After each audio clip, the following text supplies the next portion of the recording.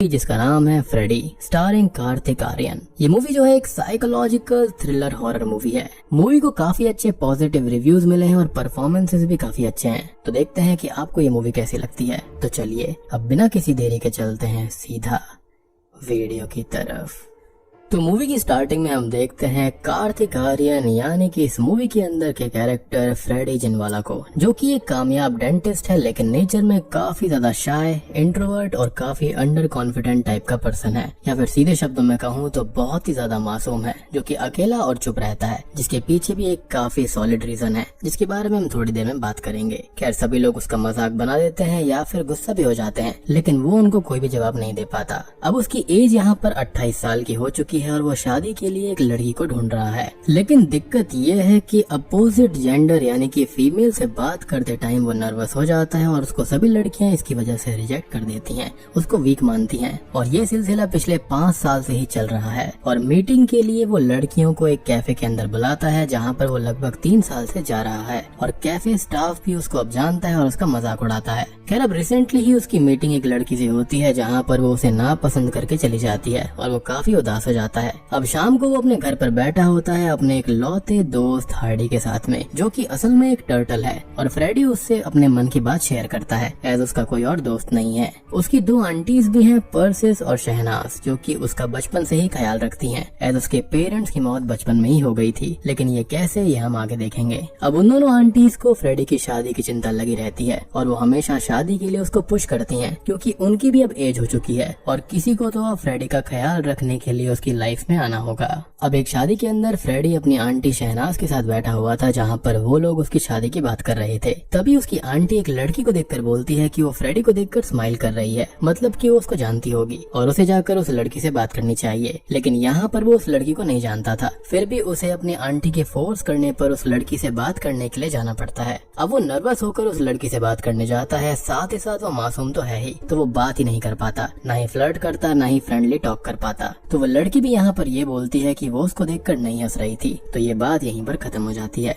लेकिन तभी उसका हस्बैंड रुस्तम वहाँ पर आ जाता है और ये लड़की शादीशुदा है और वो उस लड़की से गलत तरह से बात करता है कि वो किसी और आदमी से कैसे बात कर रही थी, और वो फ्रेडी पर गुस्सा करके उसे बुरा भला सुना देता है, इवन उसको पुश करके नीचे भी गिरा देता है और अपनी वाइफ को लेकर वहाँ से निकल जाता है। और मासूम फ्रेडी यहाँ पर बेचारा कुछ भी नहीं कर पाता और चुपचाप उठकर उदास होकर वहाँ से चला जाता है। अब अगले दिन हॉस्पिटल में होता यह है कि उसे अब थोड़े बहुत उस लड़की के ख्याल आ रहे थे, जो कि उसको काफी सुंदर लगी थी, और वो लड़की उसके हॉस्पिटल में भी आती है अपने विजडम टूथ को एक्सट्रैक्ट कराने के लिए, यानी कि अक्ल दाढ़ को निकलवाने के लिए। अब फ्रेडी उसके टूथ को चेक करता है और उसे एक्सरे वगैरह कर जल्दी ही एक्सट्रैक्शन कराने की सलाह देता है। वो लड़की अपना नाम कैनाज ईरानी बताती है और आखिरी नाइट के लिए सॉरी बोलती है, वो भी ये बताते हुए कि उसका हस्बैंड ड्रिंक करके ओवर पॉसेसिव हो जाता है। वो फ्रेडी की मदर रूबी जिनवाला की पिक्चर भी देखती है, जो कि एक फेमस जेलो प्लेयर थी, और ये बोलती है कि वो भी उनकी फैन है और उनको ये देखकर उसने जेलो प्ले करना शुरू किया था। हालांकि उसकी शादी हो गई थी तो उसको सब कुछ छोड़ना पड़ा। अब उसके जाने के बाद में फ्रेडी अब और भी ज्यादा उसके ख्यालों में खोया रहने लगता है कि काश वो उसकी वाइफ होती, उनकी एक हैप्पी फैमिली होती। अब यहाँ पर ये गलत वाली फीलिंग नहीं थी, बल्कि एक खास फीलिंग थी लव वाली, जो कि सबके मन में कभी न कभी आती ही है।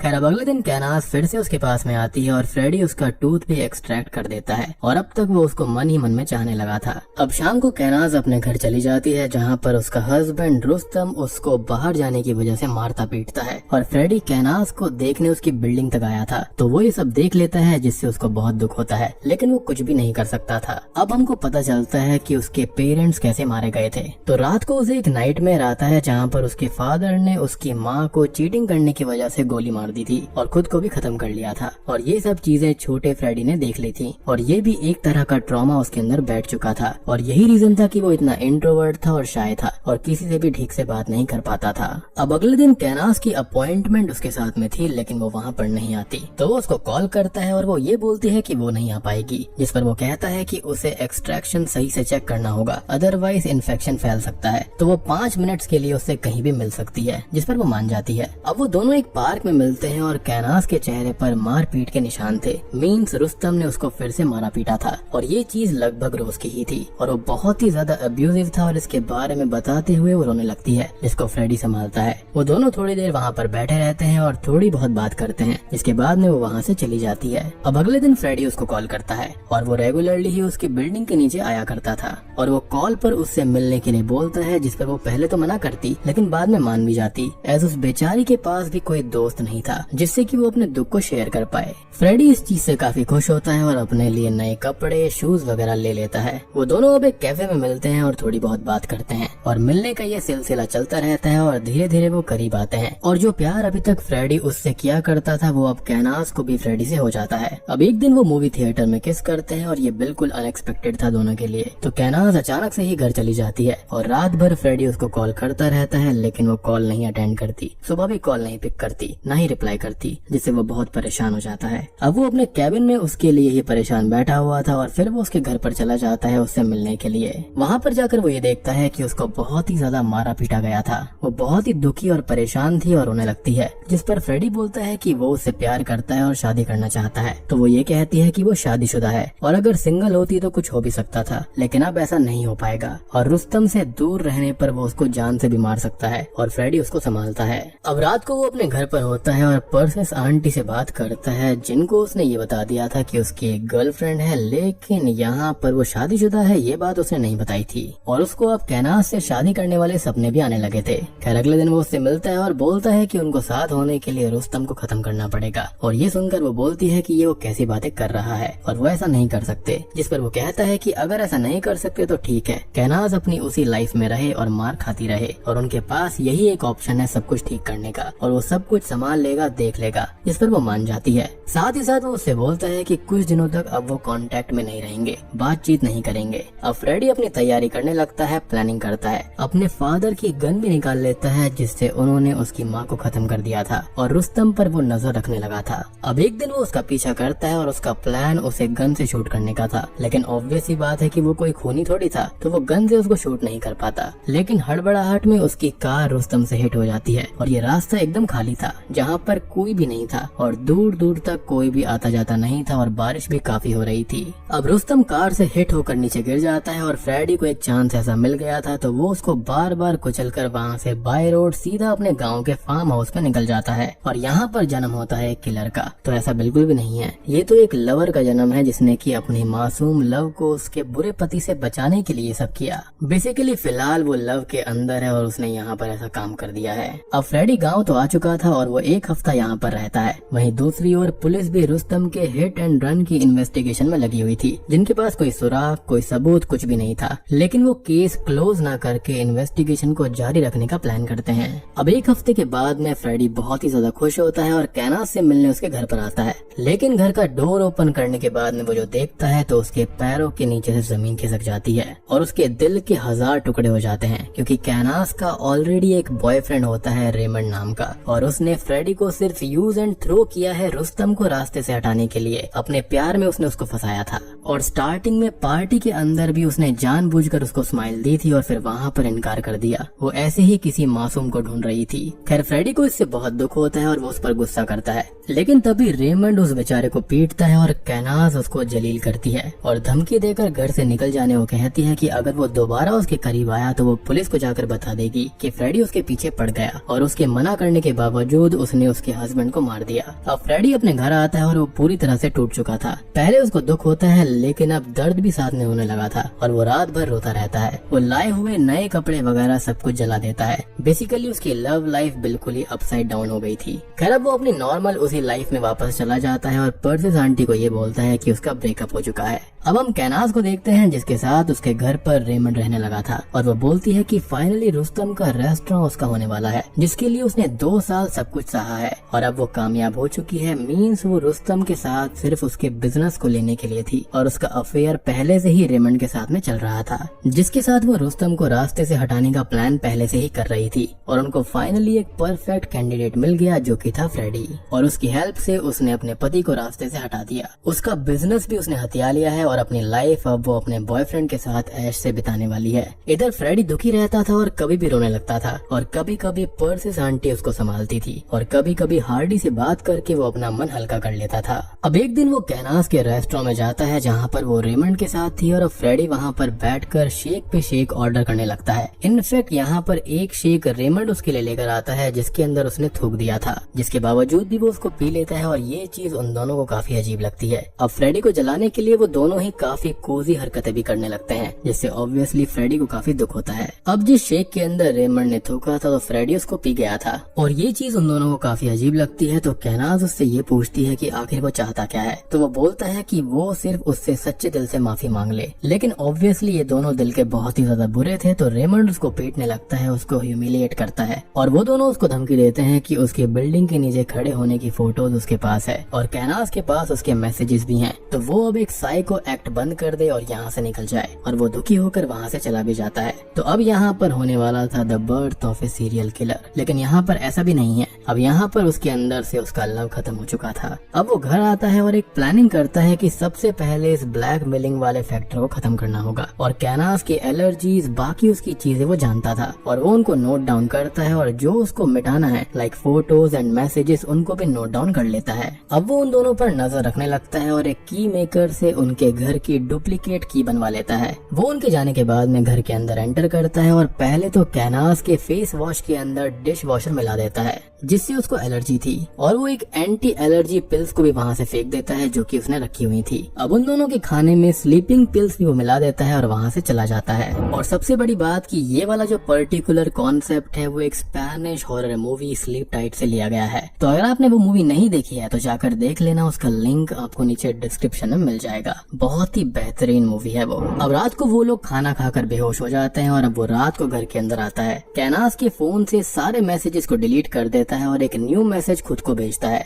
जो कि क्या है ये हमको आगे देखने को मिलेगा। और रेमंड के फोन से सारे के सारे फोटोज को भी डिलीट कर देता है और अपने स्लैप वाला बदला भी वो लेता है, उसको बेहोशी की हालत में मारने लगता है। अब वो रेमंड की कार की कीज लेता है और उसकी कार का ब्रेक ऑयल खत्म कर देता है जिससे कि ब्रेक्स फेल हो जाएंगे और वो घर चला जाता है अपने ओनली फ्रेंड हार्डी के पास। अब देर रात कैनास की नींद खुलती है तो उसे एलर्जी हो चुकी थी और वो इससे घबरा जाती है और उसको एंटी एलर्जी पिल्स भी नहीं मिलती। अब वो दोनों ही हॉस्पिटल के लिए निकल जाते हैं लेकिन ब्रेक खराब थे तो उनका एक माइनर सा एक्सीडेंट हो जाता है जिसके अंदर उन्हें कुछ खास चोट नहीं आती। लेकिन कैनास रेमंड से नाराज हो जाती है कि उसने ब्रेक क्यों नहीं लगाए और अभी वो मारे जा सकते थे। अगले दिन वो दोनों घर पर थे कि तभी रेस्टोरेंट से कॉल आता है कि किसी कस्टमर की डिश के अंदर छिपकली निकली है और उसने ऑनलाइन कंप्लेंट कर दी है जिससे कि फूड सेफ्टी अथॉरिटी रेस्टोरेंट बंद कर रहे हैं और वो दोनों वहाँ के लिए निकल जाते हैं। यानी कि जिस चीज के लिए उसने इतना स्ट्रगल किया वही अब बंद होने जा रही थी। और उनके पीछे से फ्रेडी घर में आता है और रेमंड के लैपटॉप पर कुछ करके वहाँ से चला जाता है। वो दोनों अब रेस्टोरेंट में परेशान थे कि तभी कैनास ये देखती है कि रेमंड की सोशल मीडिया पर उन दोनों की इंटीमेसी वाली पिक्चर पोस्ट हो गई है और उसमें कुछ गलत बात भी लिखी हुई थी जिससे वो भड़क जाती है और वो बोलता है कि ये उसने नहीं किया